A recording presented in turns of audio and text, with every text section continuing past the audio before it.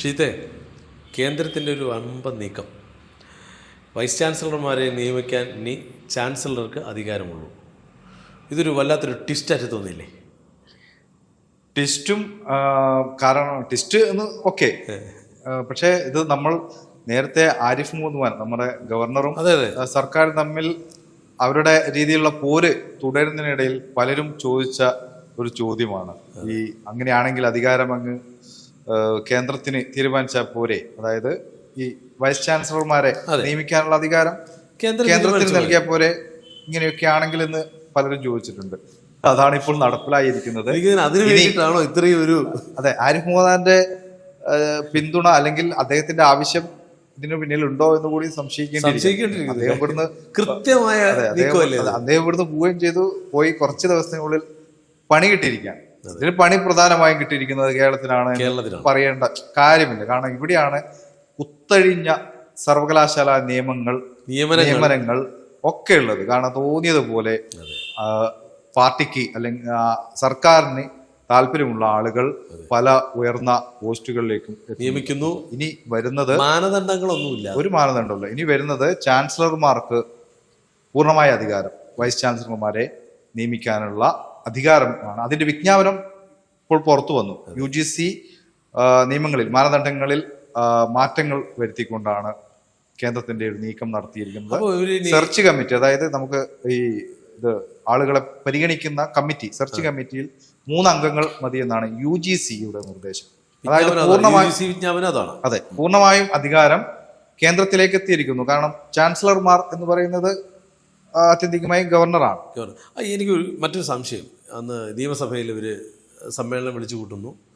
ചാൻസലറെ മാറ്റാനുള്ള സംവിധാനങ്ങൾ, നിയമത്തിൻ്റെ എല്ലാ വക്കും മൂലയും പ്രതിപക്ഷവും ഭരണപക്ഷവും എന്നുള്ള ഭേദമന്യേ അവർ ചില പ്രമേയങ്ങൾ കൊണ്ടുവരുന്നു.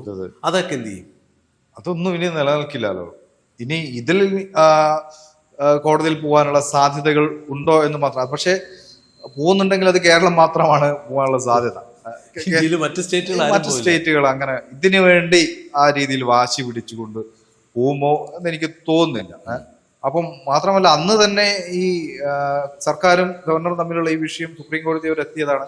അതിൽ 50-50, അതായത് ഗവർണർ പറഞ്ഞതിനെ പൂർണ്ണമായും കോടതി തള്ളിയിട്ടില്ല, എന്നാൽ സർക്കാരിനെ അനുകൂലിച്ചിട്ടുമില്ല. ആ ഒരു നിലപാടായിരുന്നു അന്ന് കോടതി സ്വീകരിച്ചിരുന്നത്. ഇത് ഇപ്പോൾ ഈ ഉന്നത വിദ്യാഭ്യാസ രംഗത്ത് നടക്കുന്ന പല തെറ്റായ പ്രശ്നങ്ങളുമുണ്ട്. അതിൽ കൃത്യമായ ഇടപെടൽ നടത്തണമെന്ന് ആവശ്യപ്പെട്ടുകൊണ്ടും പല സംഘടനകളും നേരത്തെ തന്നെ രംഗത്ത് എത്തിയിരുന്നു. സേവ് യൂണിവേഴ്സിറ്റി ക്യാമ്പയിൻ കമ്മിറ്റി അവരൊക്കെയാണ് ഇവിടെ പല കേസുകളും നടത്തിയത്. അപ്പോൾ ഇതൊക്കെ ഈ ഒരു തീരുമാനം, കേന്ദ്രത്തിന്റെ ഈ തീരുമാനത്തിൽ അതിയായ സന്തോഷം പ്രകടിപ്പിച്ചുകൊണ്ട് അത്തരം സംഘങ്ങൾ അല്ലെങ്കിൽ ആളുകളൊക്കെ തന്നെ രംഗത്തെത്തിയിട്ടുണ്ട്. എന്തായാലും നമുക്കറിയാം, കാരണം ഈ എന്തൊക്കെ നടന്നു നമ്മുടെ സർവകലാശാലകളുമായി ബന്ധപ്പെട്ട്. തീർച്ചയായും ഒരു ഗവർണർ ഓരടിച്ചത് തന്നെ ഈ പ്രശ്നങ്ങൾ കൊണ്ടല്ലേ. SFI നടത്തിയ സമരങ്ങൾ, SFI കൊണ്ട് കുട്ടികളെ കൊണ്ട് കുട്ടി കുരങ്ങനെ കൊണ്ട്. അതെ.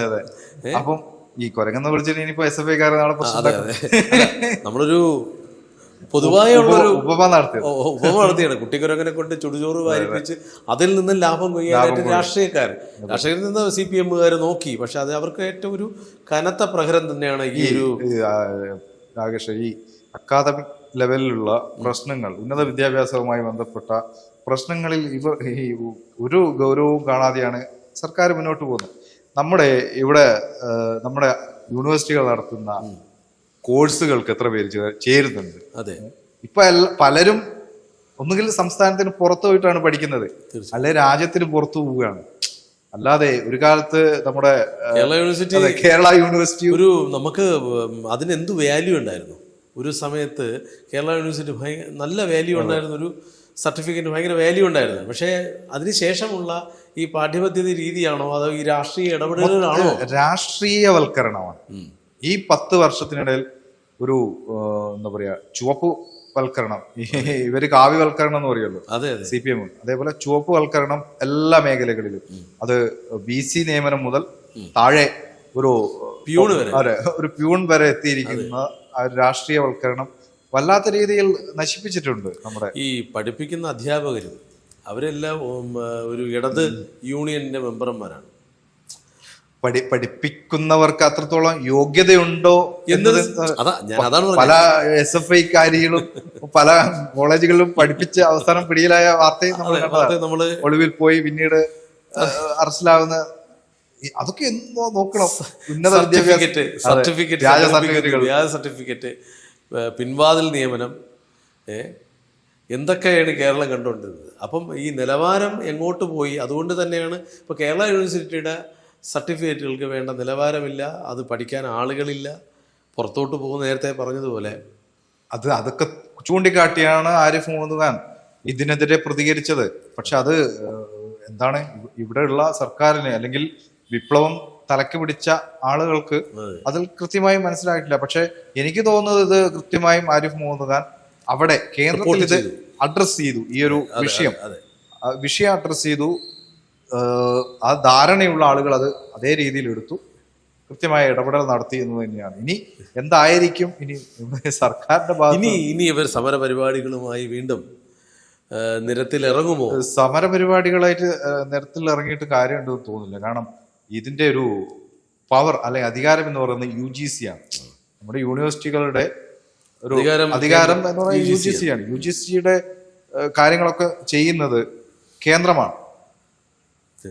ആ കേന്ദ്രത്തിൽ നിന്നാണ് ഇത്തരത്തിലൊരു ഭേദഗതി വന്നിരിക്കുന്നത്, ഒറ്റയടിക്ക് വന്നിരിക്കുകയാണ്. അപ്പോൾ എന്തായാലും ആരിഫ് മുഹമ്മദ് ഖാൻ മുന്നോട്ട് വെച്ച കാര്യങ്ങൾ അതിലൊരു ചെറുതെന്ന് പറയാൻ പറ്റില്ല, വലിയൊരു മാറ്റം സംഭവിച്ചിരിക്കുന്നു, വലിയൊരു ചർച്ചാ വിഷയമായിരിക്കുന്നു. ഇപ്പൊ പുതിയ ഗവർണർ സ്ഥാനമേറ്റ ഈ അവസരത്തിലാണ് ഇതെല്ലാം വരുന്നത്.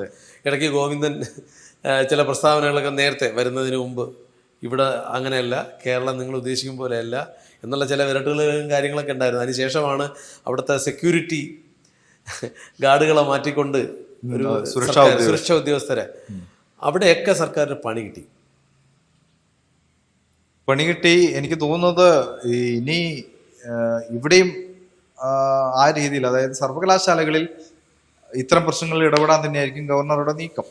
പക്ഷെ ആരിഫ് മുഹമ്മദ് ഖാനേക്കാൾ കൂടുതൽ ധൈര്യം, അധികാരം ഈ നിയമ ഭേദഗതിയിലൂടെ ഇപ്പോൾ ഗവർണർക്ക് കിട്ടിയിരിക്കുകയാണ്. അതുകൊണ്ട് ഇനി എങ്ങനെയാണ് ഇവർ തമ്മിലുള്ള കാര്യങ്ങൾ, സർക്കാർ ഗവർണർ പ്രശ്നം, സർവകലാശാല വിഷയം, ഇതൊക്കെ എങ്ങനെയാണ് മുന്നോട്ട് കോടതിയൊക്കെ ഉണ്ട്.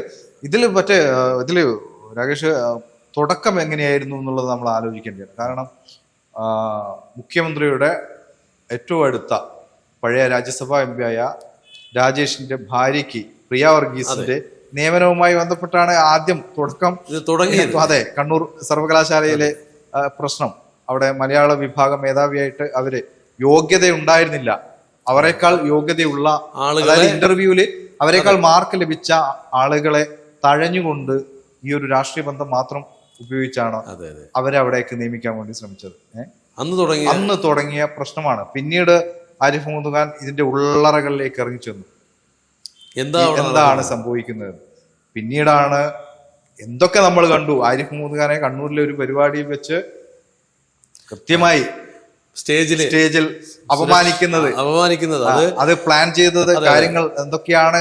അതിനുശേഷമല്ലേ ഈ മുഖ്യമന്ത്രിയും ഗവർണറും തമ്മിലുള്ള പോര്.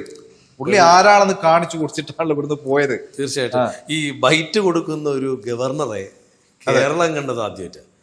വിഷയങ്ങളിൽ കൃത്യമായ പ്രതികരണം നടത്തുകയും എവിടെ എങ്ങനെ ഏത് രീതിയിലാണ് സംസാരിക്കേണ്ടതെന്നൊക്കെ ഗവർണർ കൃത്യമായിട്ട് അറിയാറുണ്ട്.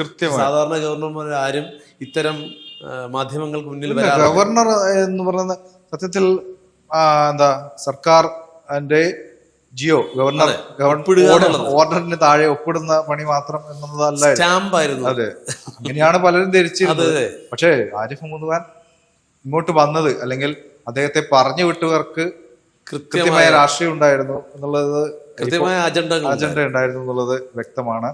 അതിലൂടെ തന്നെയാണ് ഇതൊക്കെ വന്നിരിക്കുന്നത്. ഇപ്പോൾ തമിഴ്നാട്ടിൽ നടക്കുന്നത് ഗവർണറും അവിടുത്തെ സർക്കാരും തമ്മിൽ വളരെയേറെ വലിയ പ്രശ്നമാണ് നടക്കുന്നത്. കഴിഞ്ഞ ദിവസം ദേശീയ ഗാനം ആലപിച്ചില്ല അവിടെ. അതെ, അവിടുത്തെ ഒരു സർക്കാർ പരിപാടിയിൽ ദേശീയ ഗാനം ആലപിച്ചില്ല. ഗവർണർമാർ പങ്കെടുക്കുന്ന പരിപാടിയിൽ തുടക്കവും അവസാനവും ദേശീയ ഗാനം ആലപിക്കണമെന്നാണ് പ്രോട്ടോകോളാണ്. അവിടെ അവിടുത്തെ സ്റ്റാലിൻ സർക്കാർ എന്തിനെ എതിർക്കുക? അതായത് ദേശീയവാദം നടന്നില്ല. അവിടെ സനാതന ധർമ്മത്തെ നശിപ്പിക്കണമെന്ന് പറഞ്ഞ ആളാണ് ഉദയനിധി സ്റ്റാലിൻ. അപ്പോ ഈ ദേശീയഗാനം ആലപിക്കാത്തത് കൊണ്ട് ഗവർണർ ഇറങ്ങിപ്പോയി. എന്തൊരു അതാണ് ആലോചിക്കേണ്ടത്. നമ്മള് ഈ ഭരണഘടനാ സ്ഥാപനങ്ങളെയൊക്കെ ബഹുമാനിക്കുക എന്നത് അത് ഏത് രാഷ്ട്രീയ പൗരൻ എല്ലാവർക്കും. എന്നിട്ട് അവിടുത്തെ തമിഴ് ഗാനമുണ്ട് അവരെ, അത് പാടിക്കോട്ടെ. നമുക്കിപ്പം കേരളത്തിനെ കുറിച്ചുള്ള ഗാനം ഇവിടെ ഉണ്ടാവില്ലേ? പക്ഷെ ഒരു ഗവർണർ പങ്കെടുക്കുന്ന ചടങ്ങിൽ ആദ്യം ദേശീയ ഗാനം വേണോ? വേണ്ടേ? വേണം. പ്രോട്ടോകോളാണ്. ആ പ്രോട്ടോകോളും ഇല്ല. എന്നിട്ട് ഗവർണറെ പക്ഷെ ഇവരെല്ലാരും ഉയർത്തി കാണിക്കുന്ന ഒരു പുസ്തകമുണ്ട്, ഭരണഘടന. ഇതൊക്കെ ഭരണഘടനയിൽ എഴുതി വെച്ചിരിക്കുന്ന കാര്യം. ആ ഭരണഘടനാ ലംഘനമാണ് തമിഴ്നാട്ടിൽ നടന്നത്. ഒപ്പം കേരളത്തിൽ ഇതുവരെ നടന്നുകൊണ്ടിരുന്നു. എന്തായാലും സലീംകുമാർ പറഞ്ഞ പോലെ നമ്മൾ വിഷയത്തിൽ നിന്നും തെന്നി മാറുന്നില്ല. ഇത് വിഷയം ഇത് തന്നെയാണ്. കൃത്യമായ ഇടപെടൽ കേന്ദ്രത്തിന്റെ ഭാഗത്തു നിന്നും ഉണ്ടായിരിക്കും. സർവകലാശാലകളെ അഴിമതി മുക്തമാക്കാൻ, രാഷ്ട്രീയ മുക്തമാക്കാൻ. അതെ, കടിഞ്ഞാൺ ഇനി നരേന്ദ്രമോദിയുടെ കയ്യിലാണ്. അതുകൊണ്ട് സൂക്ഷിച്ച് കളിച്ചാൽ മതി ആരായാലും, അല്ലേ? തീർച്ചയായും.